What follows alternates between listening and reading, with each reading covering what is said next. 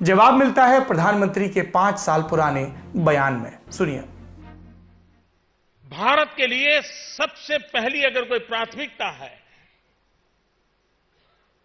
तो देश के नौजवानों के लिए रोजगार उपलब्ध कराना।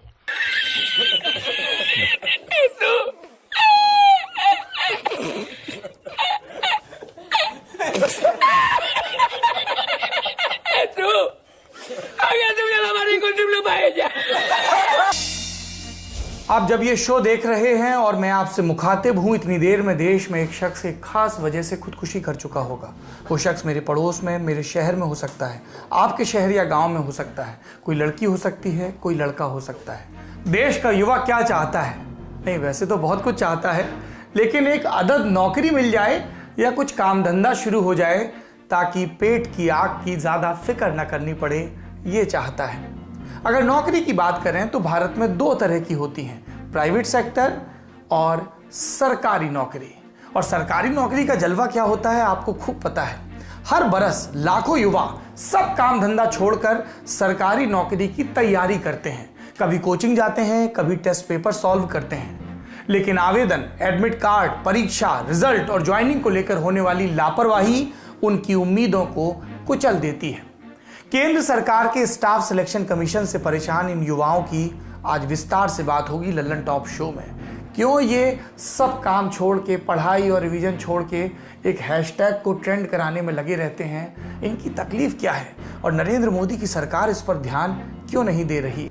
हम एक बार फिर प्रधानमंत्री को उनका ही 6 साल पुराना ये बयान याद दिलाना चाहते हैं। भारत के लिए सबसे पहली अगर कोई प्राथमिकता है तो देश के नौजवानों के लिए रोजगार उपलब्ध कराना। देश की प्राथमिकता युवाओं को रोजगार देने की अगर नहीं है तो भी अब होनी चाहिए। प्रधानमंत्री देश की युवा शक्ति पर गर्व करते हैं। अंतर्राष्ट्रीय मंचों से कई बार कह चुके हैं कि भारत की ताकत भारत के युवा हैं, और ये युवा जब बेरोजगारी को लेकर अपनी समस्या रखते हैं तो सरकारें पूरा ध्यान नहीं देती। हम उम्मीद करते हैं कि सरकार युवाओं की इन मांगों पर ध्यान दे ताकि आगे से सृजन वाली शक्ति रोजगार मांगने, सरकारों के खिलाफ प्रदर्शन करने और फॉर्म भरने के बाद नौकरियों के इंतजार में जाया ना हो।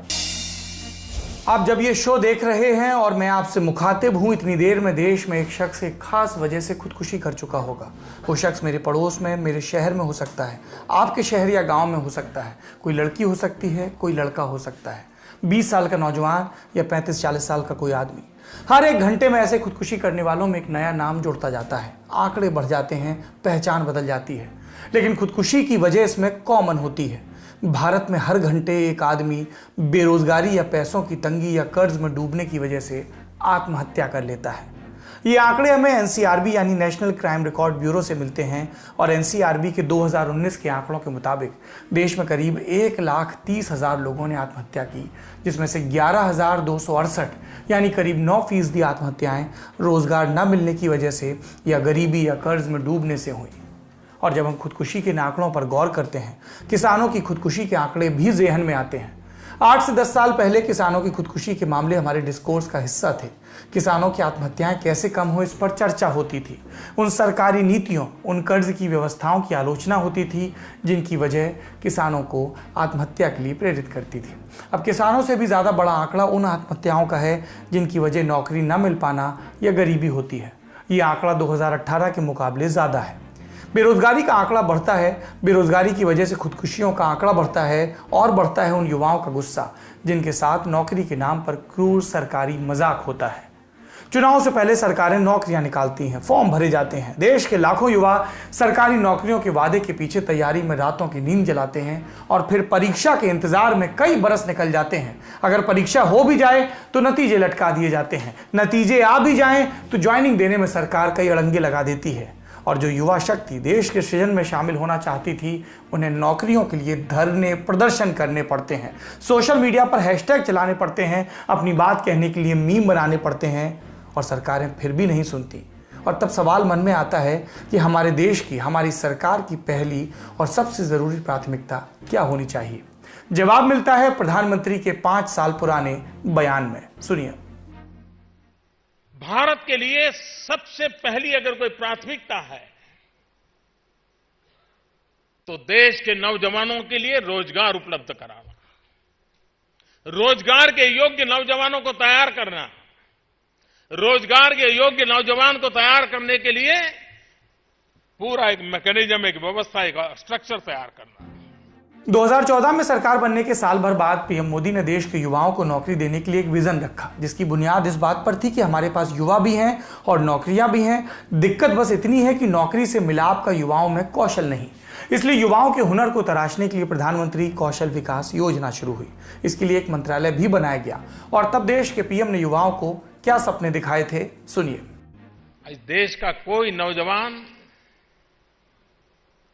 हाथ फैला करके कुछ मांगने के लिए तैयार नहीं है। वो दयनीय जिंदगी जीना नहीं चाहता है, वो आत्मसम्मान से जीना चाहता है, वो गर्व से जीना चाहता है।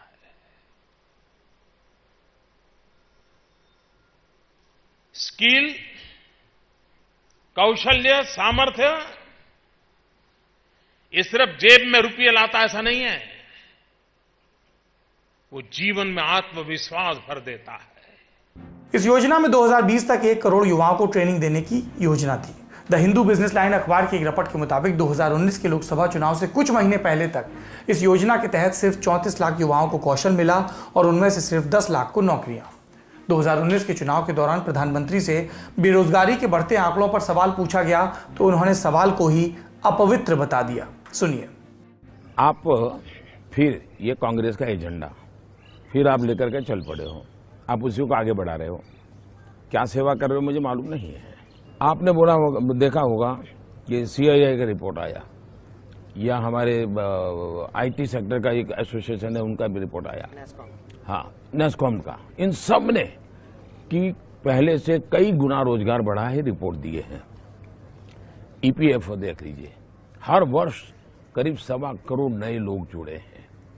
मुद्रा योजना ले लीजिए, 4.25-4.5 करोड़ लोग वो हैं जिनको पहली बार बैंक से पैसा मिला है, पहली बार जिंदगी में। वो भी तो कोई रोजी रोटी कमाते हैं, किसी को रोजगार देते हैं। मई 2019 से मोदी सरकार का दूसरा कार्यकाल शुरू हुआ। इस बार मोदी सरकार ने डिस्कोर्स बदला। पहले कार्यकाल में युवाओं को अकुशल माना था, स्किल इंडिया पर जोर था। दूसरे कार्यकाल में शिक्षा व्यवस्था में खामियां देखी गई।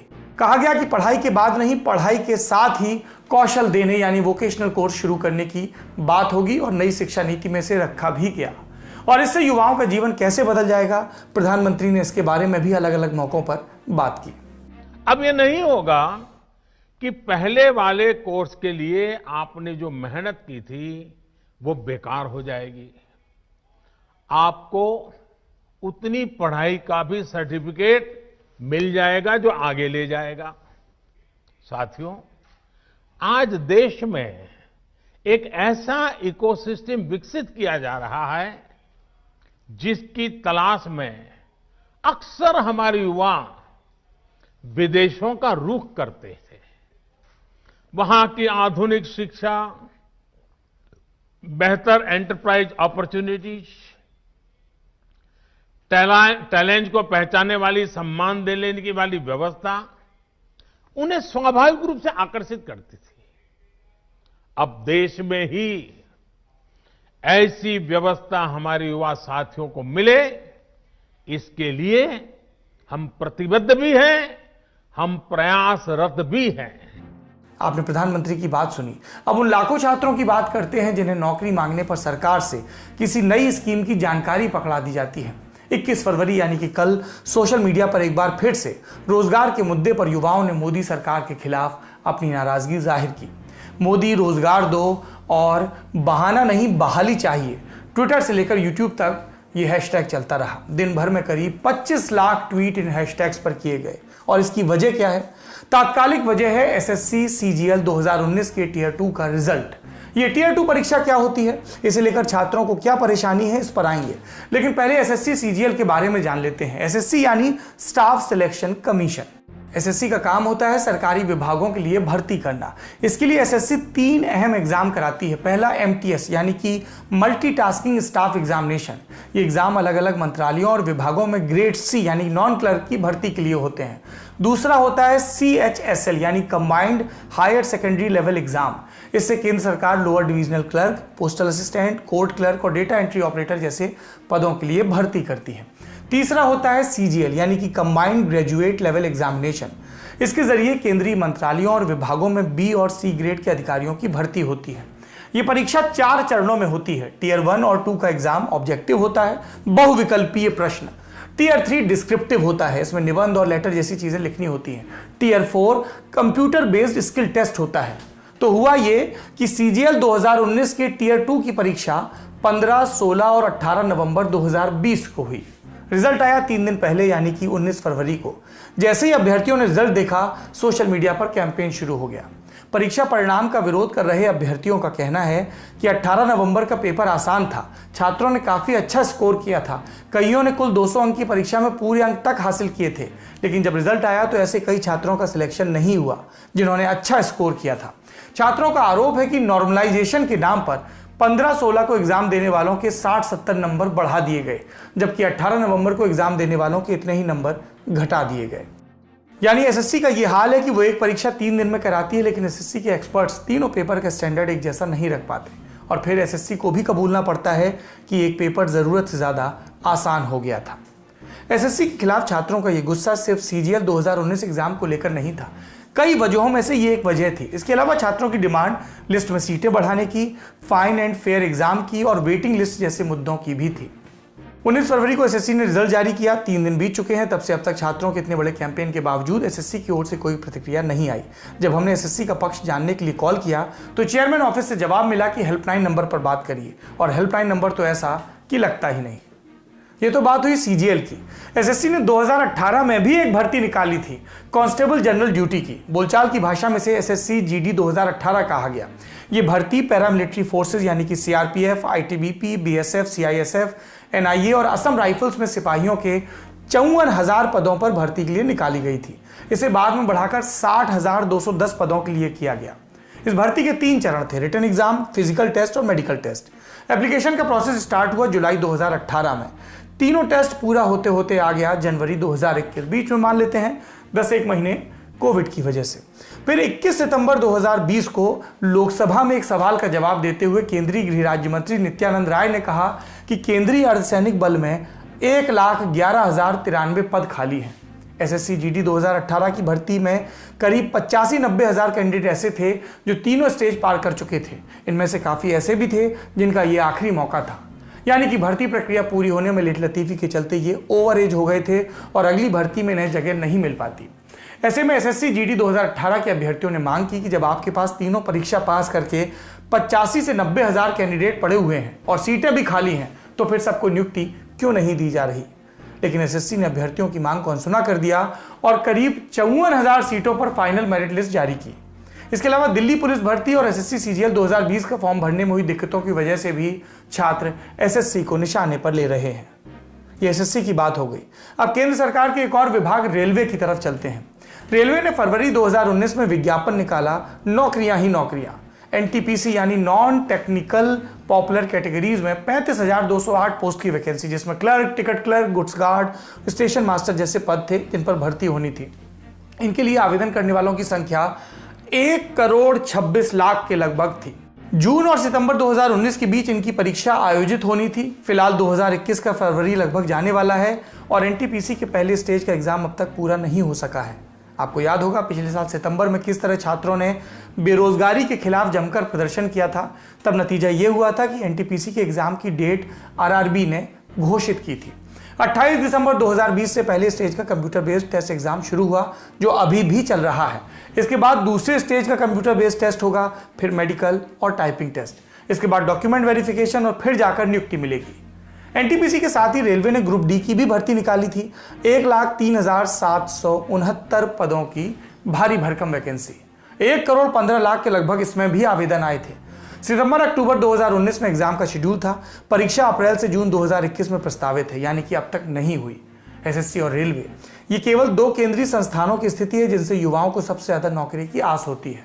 राज्यों के भर्ती आयोगों का हाल और भी खस्ता है, उन पर भी कभी बात करेंगे। हम एक बार फिर प्रधानमंत्री को उनका ही 6 साल पुराना ये बयान याद दिलाना चाहते हैं। भारत के लिए सबसे पहली अगर कोई प्राथमिकता है तो देश के नौजवानों के लिए रोजगार उपलब्ध कराना। देश की प्राथमिकता युवाओं को रोजगार देने की अगर नहीं है तो भी अब होनी चाहिए। प्रधानमंत्री देश की युवा शक्ति पर गर्व करते हैं। अंतर्राष्ट्रीय मंचों से कई बार कह चुके हैं कि भारत की ताकत भारत के युवा हैं, और ये युवा जब बेरोजगारी को लेकर अपनी समस्या रखते हैं तो सरकारें पूरा ध्यान नहीं देती। हम उम्मीद करते हैं कि सरकार युवाओं की इन मांगों पर ध्यान दे ताकि आगे से सृजन वाली शक्ति रोजगार मांगने, सरकारों के खिलाफ प्रदर्शन करने और फॉर्म भरने के बाद नौकरियों के इंतजार में जाया ना हो। आज के शो में इतना ही।